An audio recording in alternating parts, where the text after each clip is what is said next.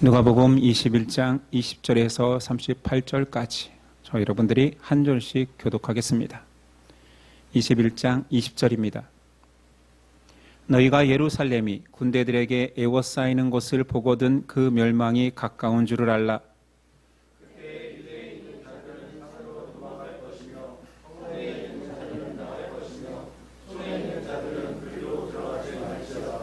이 날들은 기록된 모든 것을 이루는 징벌의 날이니라.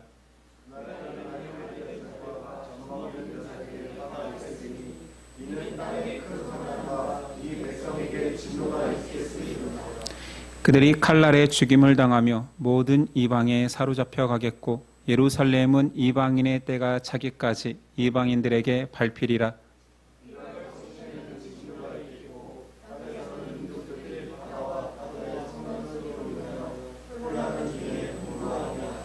사람들이 세상에 임할 일을 생각하고 무서워함으로 기절하리니 이는 하늘의 권능들이 흔들리겠음이라.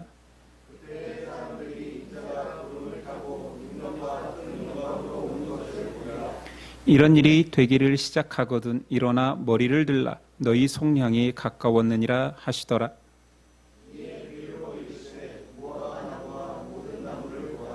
싹이 나면 너희가 보고 여름이 가까운 줄을 자연히 아나니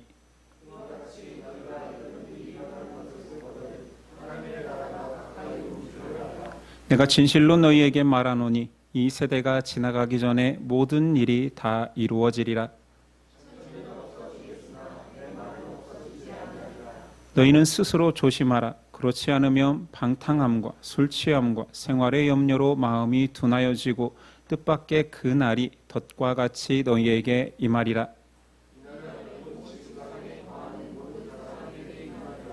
이러므로 너희는 장차 올 이 모든 일을 능히 피하고 인자 앞에 서도록 항상 기도하며 깨어 있으라 하시니라.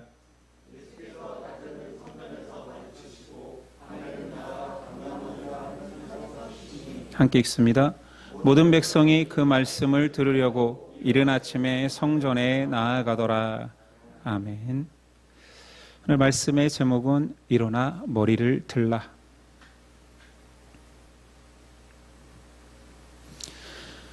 우린 지난 시간부터 예루살렘의 멸망 예고를 다루고 있습니다. 오늘은 두 번째 시간으로 오늘 말씀 속에는 예루살렘의 파괴의 과정과 제자들에게 대처하는 방안을 묘사하고 있습니다. 20절. 너희가 예루살렘이 군대들에게 에워싸이는 것을 보거든 그 멸망이 가까운 줄을 알라.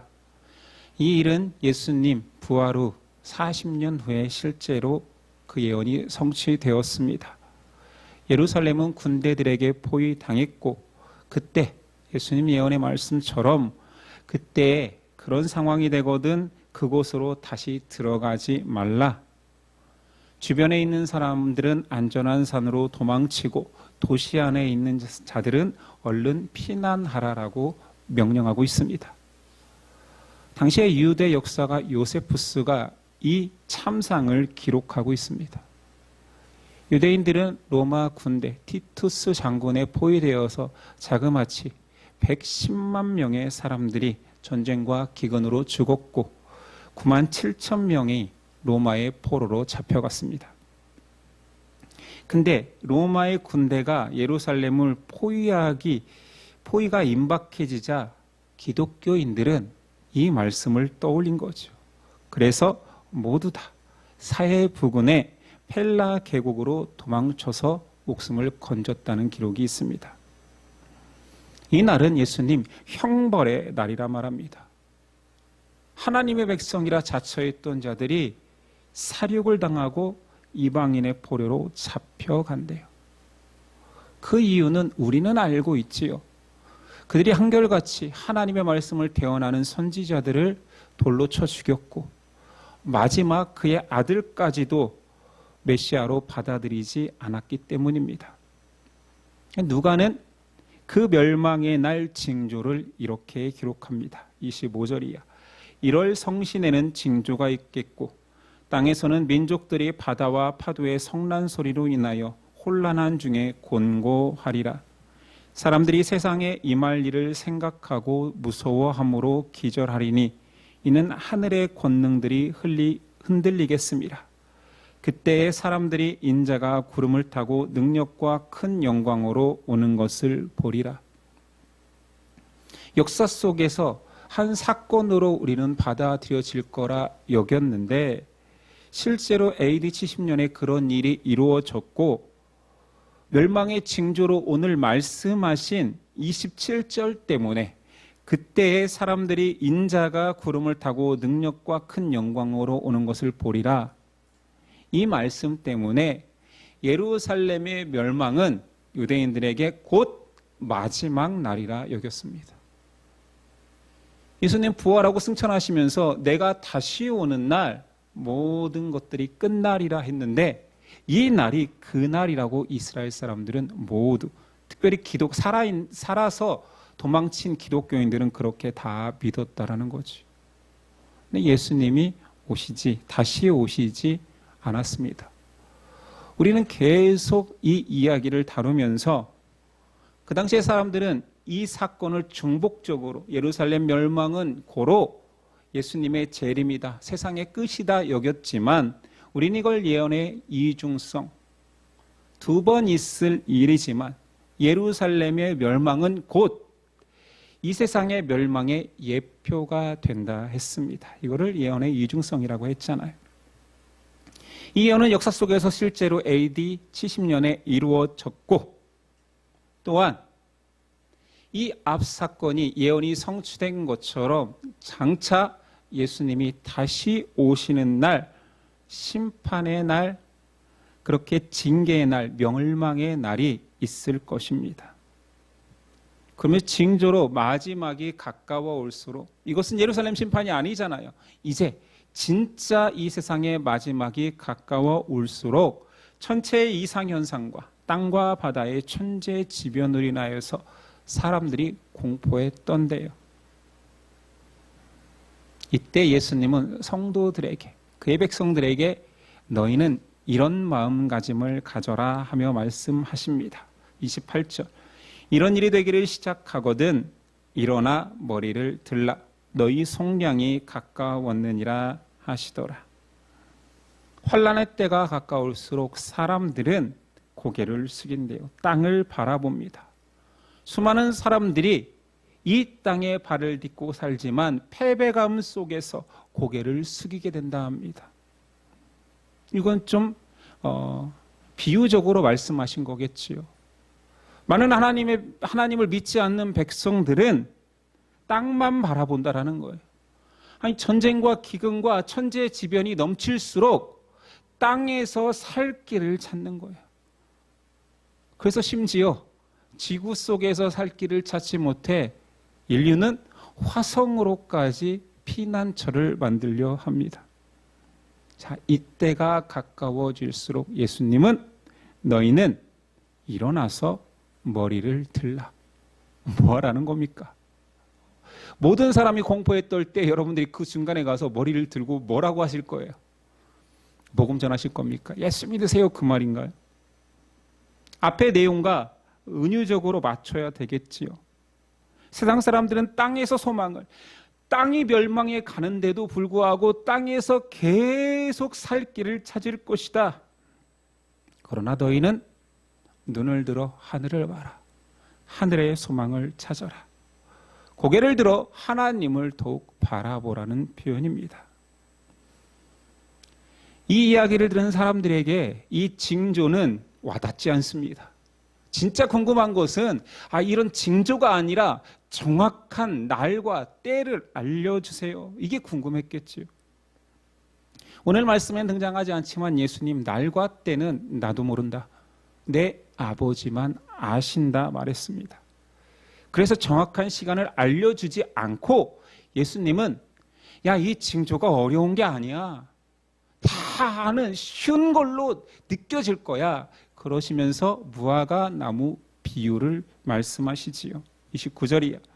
이에 비유로 이르시되 무화과 나무와 모든 나무를 보라. 싹이 나면 너희가 여름이 가까운 줄을 자연히 아나니.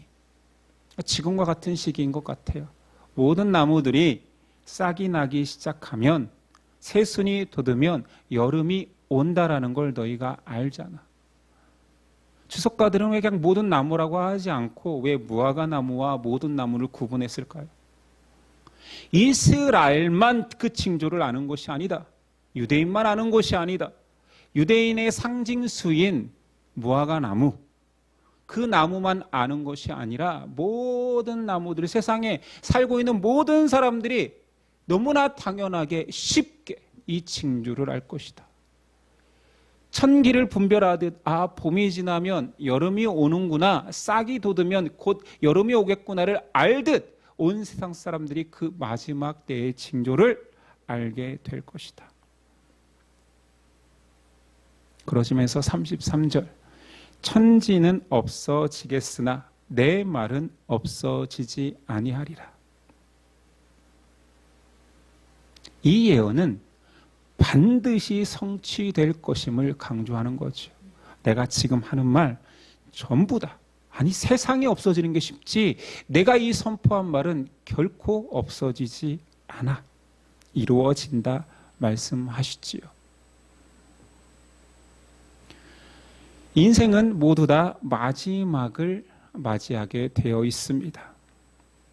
모든 사람이 죽음이 끝이라 말합니다. 그런데 그것은 끝이 아니지요. 예수님이 다시 오시는 그날 모든 사람인 죽어서 끝나는 것이 아니라 예수님이 오시는 그날 진정한 결론을 대합니다. 그리고 그 결론이 끝이 아니고 진정한 시작입니다. 우린 그것을 알기에 그 날을 예비하는 거지요. 하나님이 선택한 백성은 생명의 부활로 영원한 삶이 시작될 것이요.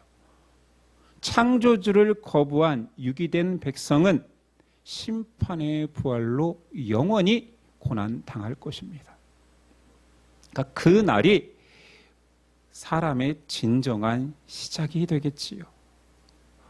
우리가 지금 살고 있잖아요. 호흡하고 있잖아요. 우리가 뭔가를 하고 느끼고 있잖아요. 그러나 이것은 우리가 영원히 부활하는 그때에 비하면 허상에 가깝다 말합니다. 그냥 찰나야. 인생은 안개와 같아. 근데 그 안개에 너희는 집착하더라. 실체가 되는 그날이 있을 텐데, 그날부터 시작인데 그 날을 염두에 두지 않고 사는 자는 미련한 자라 성경은 말합니다. 그러니까 예수님이 오늘 예루살렘의 멸망과 다시 오실 그 징계의 날을 이야기하면서 강조하고 싶은 것은 그 날이 온다가 아니라 그 날을 준비하는 인생 되라는 것입니다. 그러시면서 예수님 친절하게 재림을 대비하는 자의 첫 번째 자세는 깨어 기도하라 말합니다. 36절, 이러므로 너희는 장차 올 이 모든 일을 능히 피하고 인자 앞에 서도록 항상 기도하며 깨어 있으라 하시니라. 여러분의 기도 제목은 무엇입니까? 이 기도를 하고 있나요? 깨어 있게 해주세요. 그 날을 기다리게 해주세요. 우리의 기도는 무엇을 기도하고 어떤 면에서 그렇다면 그 깨어있다라고 말할 때 그 기도 제목은 무엇에 대해서 깨어있으라는 말입니까? 아니, 앉아니까 기도해도 하는 건데, 깨어있는 건데. 말씀에는 깨어있다라는 말을 대조하는 것은 무엇이냐면 마음이 둔하여지지 않도록 깨어있으라 말합니다. 근데 마음을 둔하게 하는 것이 두 가지가 있으니 세상의 쾌락과 염려입니다. 이 두 가지로 사람이 마음이 둔하여진대요. 마음을 자꾸 잘못된 걸로 빼앗긴대요. 이것으로부터 깨어있으라 말합니다. 근데 잘 보면 우리 인생을 그래도 우리가 반 100살 가까이 살았으니 한번 인생을 논해봅시다. 인생의 재미있는 것은 많은 사람들이 우리가 지금 살고 있는 세상에서 즐거움을 찾는 것, 그걸 행복이라고 말하기도 하지요. 즐거움을 찾는 그 세상에서 즐거움을 찾다가 염려를 만납니다. 내가 충분히 노력하면 세상 속에서 그 가치 있는 것들을 내가 얻는다 여기는데 그 얻고 뺏기는 속에서 좌절을 경험합니다. 인생은 이 두 가지의 싸움인 것 같아요. 내가 행복할 수 있느냐, 내가 염려하느냐. 그래서 종교라는 것이 이 두 가지를 화두로 항상 사람들을 모읍니다. 달라이라마는 행복론, 네 마음속에 평화를 찾으라. 행복은 주변에 널려 있다. 불교는 너의 고난을, 너의 염려를 내려놓으라. 모두 다 내려놓을 때 너희는 해탈할 수 있다. 결국은 세상에서 얻을 수 있는 행복과 세상에서 당하게 되는 염려의 이 싸움을 해결하라라는 거지요. 성경은 그것은 당연한 거라 말합니다. 너희가 너의 힘으로 해결할 수 없어. 왜냐하면 너희는 죄인이거든. 착하게 살아도 열심히 살아도 인생의 굴레, 죄의 굴레를 너희 힘으로 벗을 수 없다가 성경이 말하는 진리입니다. 그렇게 열심히 살고 그렇게 열심히 뭔가를 추구해도 모든 사람은 죽은 자나 산 자나 이 세상 끝나는 마지막 날 창조주 앞에 설 것이다. 제가 이런 표현을 하면 아마 종교적 불화를 일으킨다고 해서 싫어할 수도 있지만 석가모니도 심판대 앞에 서야 할 한 존재일 뿐입니다. 주의 재림, 그 마지막 때를 부끄러움 없이 그 날을 회피하려는 마음 없이 맞이하기 위한 방식으로 항상 기도하고 깨어 있으라 말합니다. 깨어있다 여겼던 우리 믿음의 선조들도 넘어질 때가 있었습니다. 노아는 홍수 이전에 의인이라, 하나님이 직접 노아는 의인이라 칭함받은 유일한 사람입니다. 그러나 그가 홍수 이후에 포도주를 마시고 취하여 수치를 당합니다. 아브라함과 함께 우상의 집과 모든 터를 버리고 하나님의 백성이 되기 위해서 함께했던 조카 롯도, 그가 사는 곳이 타락한 소돔성이었을 때 자신의 성결은 지켰는지 모르지만 온 가족이 죄에 빠져버렸습니다. 사사였던 삼손은 하나님이 주신 능력을 가지고 자기 만족의 수단으로 삼다가 처참한 인생이 됩니다. 다윗은 달랐나요? 하나님의 사랑을 입은 자, 여디디아라 칭함받던 그 다윗조차 탐욕에 넘어져 간음과 살인을 저질렀지요. 그러니 인생에게 예수님이 해주고 싶은 말은 깨어라. 너희 마음이 둔하여지지 않게 하라. 그러기 위해서는 너희 기도해야 된다. 기도가 무엇입니까? 그러니까 잘 들으십시오. 어떤 기도를 하라는 거예요? 내 마음이 타락되지 않게 기도해 주세요. 하나님 제 마음을 지켜주세요 라고 기도하는 것이 아니라 그것은 기도의 내용일 뿐이죠. 기도의 본질은 하나님과의 친밀함입니다. 내가 여러분을 차 한잔해요 하자라는 것은 차를 마시면서 정말 건설적인 일을 합시다, 정말 필요한 이야기를 나눕시다가 아니라 우리 교제합시다, 더 친해집시다, 그 이상도 이하도 아닌 거예요. 제가 뭘 해결해 줄 수 있는 사람입니까? 답은 여러분들이 저보다 더 잘 알아요. 그러나 우리 친해 봅시다. 이래서 교제라는 것이 있는 것처럼 기도는 하나님과 친밀함을 유지하는 거지. 그래서 기도를 유지해야 되는 거예요. 그 친밀한 마음이 식어지는 순간 우리는 마음이 흔들리고 오늘 표현처럼 마음이 둔하여져서 세상의 마음을 뺏기기 시작합니다. 그래서 예수님은 자기 백성을 보호하고 싶은 거예요.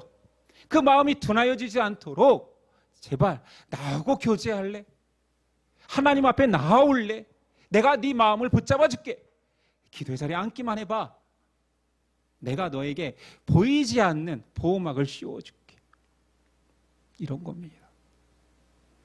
예수님 마지막 때가 가까울수록 자기 백성을 대비시키기 위한 두 번째로서 이번에는 무엇을 해라가 아니라 예수님이 한 말씀을 보여줍니다. 자신을 보라는 거지요. 37절 8절.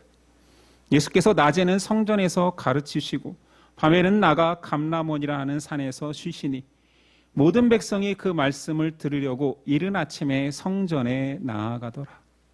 재림 대비 두 번째는 항상 진리의 말씀 가운데 서 있으라는 것입니다. 예수님은 참 한결같습니다. 아니 며칠 후에 당장 사흘 후에 예수님 죽으실 분이에요. 다 알고 계셨어요. 그런데도 아침마다 일어나서 말씀을 가르칩니다. 이유는 이 중요성을 알기 때문인 거지요. 앞서 멸망하는 자들과 완벽한 대조를 이룹니다. 그들은 세상에서 살 길을 찾아 궁리합니다. 공포가 심할수록 더 땅을 쳐다봅니다.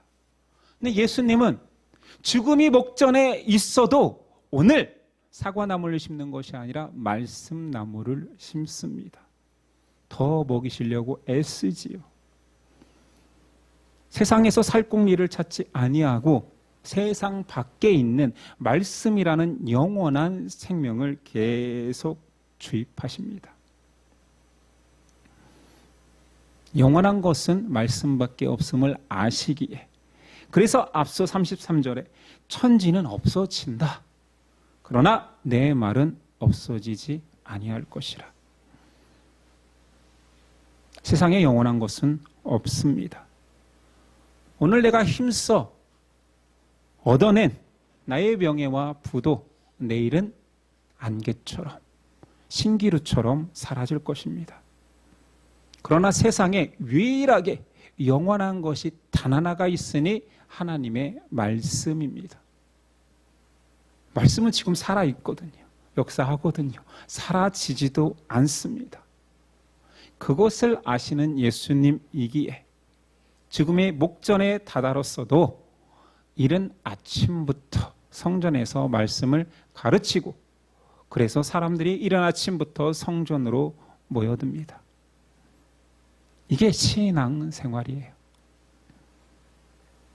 유한한 인생이 영원한 것을 섭취하는 것. 이게 인생의 사명입니다. 아니, 나를 만드신 그분을 기억하고 그분을 알아가고 그분에 대해서 배워가고 그분이 나에게 원하는 것이 무엇인지를 알아가는 것이 우리에게 허락된 인생, 나에게 허락된 시간의 목적입니다. 믿지 않는 자들이 여러분의 주변에 있다면 그들이 네가 살아가는 이유가 무엇냐고 묻는다라면 나는 하나님을 알아가는 것이 내 목적이라 말할 수 있어야 됩니다. 그런데 왜 이렇게 직장 생활은 열심히 해? 본을 보이려고? 착해 보이려고? 아닙니다. 직장 속에서 그 말씀이 깨달아지거든요. 너는 왜 이렇게 열심히 애를 키우고 왜 이렇게 열심히 부모로서 살려고 그래? 그런 열심 속에서 거기서 깨달음이 있는 것이 아니라 그 속에서 말씀이 깨달아지거든요. 나를 좋아하는 사람을 만나든 나를 싫어하는 사람을 만나든 우리는 만남 속에서 그 만남의 풍성함은 그 속에서 내가 듣고 읽고 묵상한 말씀이 깨달아지거든요. 이것이 인생의 목적 사명입니다. 모든 가치 있는 것들은 그만큼의 보상을 지불하게 되어 있습니다. 예를 들어 세상 지식과 정보는 그 가치에 대한 보상을 돈이나 또는 지위로 받지요.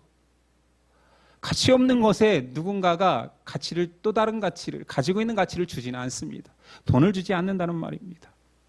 더 귀한 정보에 대해서 더 큰 보상이 주어지듯 그래서 우리는 더 큰 귀한 가치와 정보를 가진 자를 우린 좋은 직업 가진 자라 말합니다. 아무나 할 수 없고 아무나 알 수 없기 때문에 더 큰 가치를 지불하고 나에게 그것을 소유하게 되지. 하나님 나라의 원리는 이 세상에 투영되어 있습니다. 이거 그림자라고 표현하는 거잖아요. 우리가 하나님에 대한 정보, 지식, 이게 최고의 가치라면은 그거에 상응하는 가치로 등가 교환이 일어날 거 아니에요. 그것이 바로 영원한 생명입니다. 말씀 없이 생명 없습니다. 말씀의 깨달음 없이 천국 간다고요?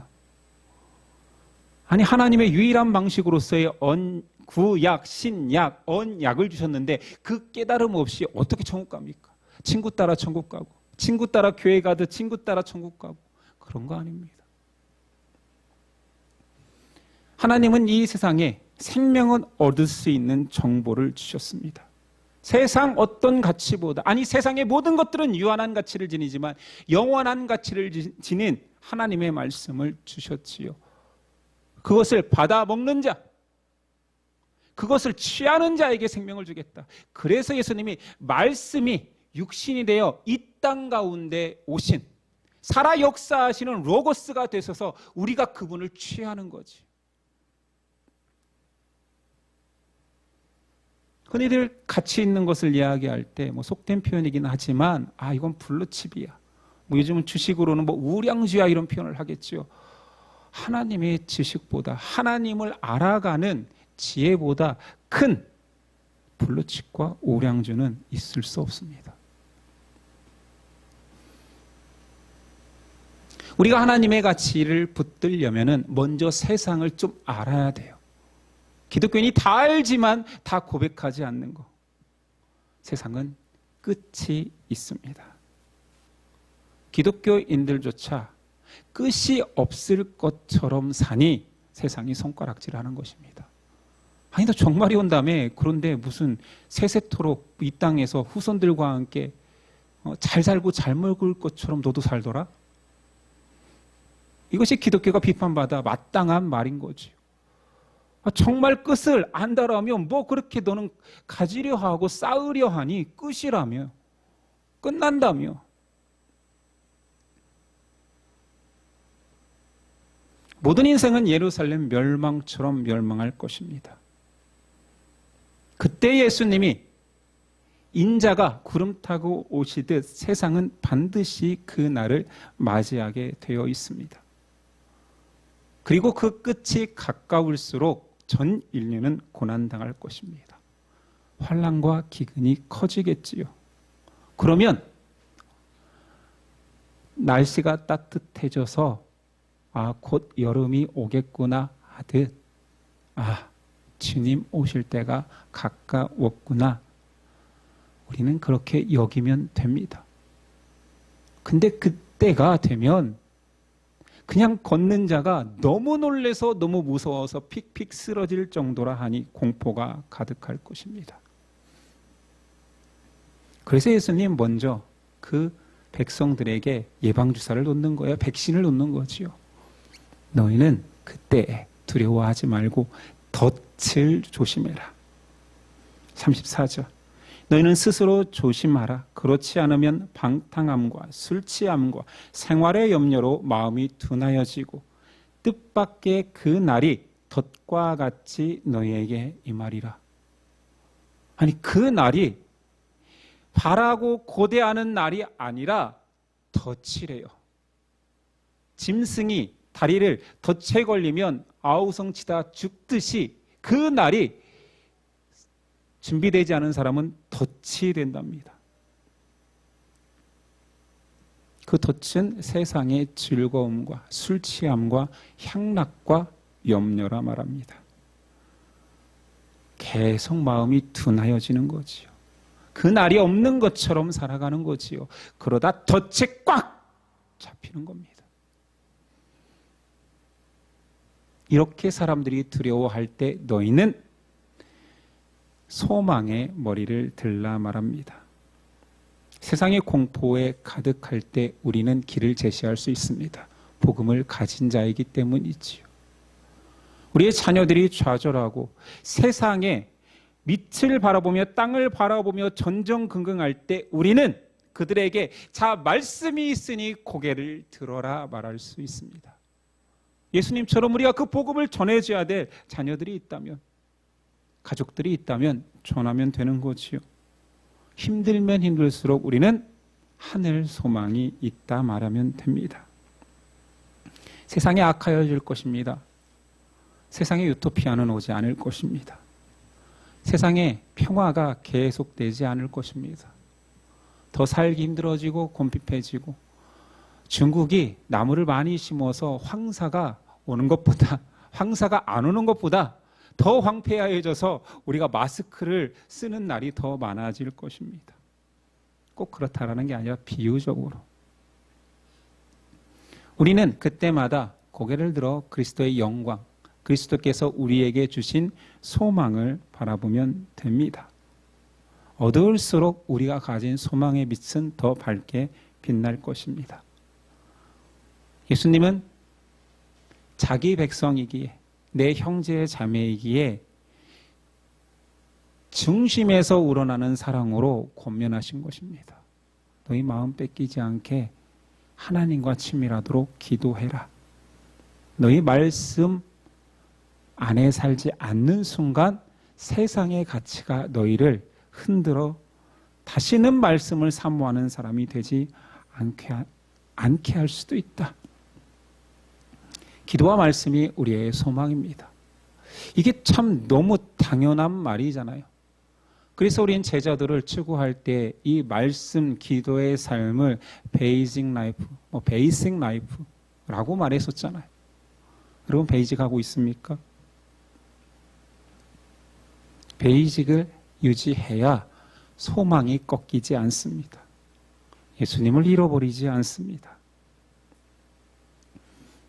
마지막 날이 가까울수록 사람들이 공포에 떨고 기독교인이라 말하면서도 여전히 마음이 둔화해져서 세상 가치에 같이 편승하는 사람이 늘어갈 때에 우리도 그런 자 되지 않도록 다시 기본으로 내려와 기도와 말씀이 나의 소망을 붙드는구나. 마지막 날까지 내가 일어서서 하늘을 볼 수 있는 힘이 이 베이직이 될 것이라는 것을 잊지 않는 저 여러분 됐으면 좋겠습니다. 기도하겠습니다. 예수님, 우리를 사랑하셔서 마지막 날을 대비하라 말씀하십니다. 깨어 기도하라 말씀하십니다. 내가 죽기 직전까지 하나님의 말씀을 전하였던 것처럼 너희도 당장 내일 종말이 오더라도 오늘 말씀을 붙들으라 말씀하십니다. 가장 쉬운 것이 가장 어렵습니다. 가장 기본적인 것이 가장 높은 뜻인 것 같습니다. 예수님의 한결같음을 배워 우리도 신앙생활하며 이 핑계 저 핑계 세상 가치에 흔들려 세상의 기준으로 바라보지 않게 하여 주시고 오늘날을 살리는 예수님의 말씀처럼 하나님을 바라보며 하나님과 교제하며 하나님의 말씀을 묵상하며 그날을 대비하는 우리에게 하옵소서. 주여 어서 오시옵소서. 예수 그리스도 이름으로 기도드립니다. 아멘.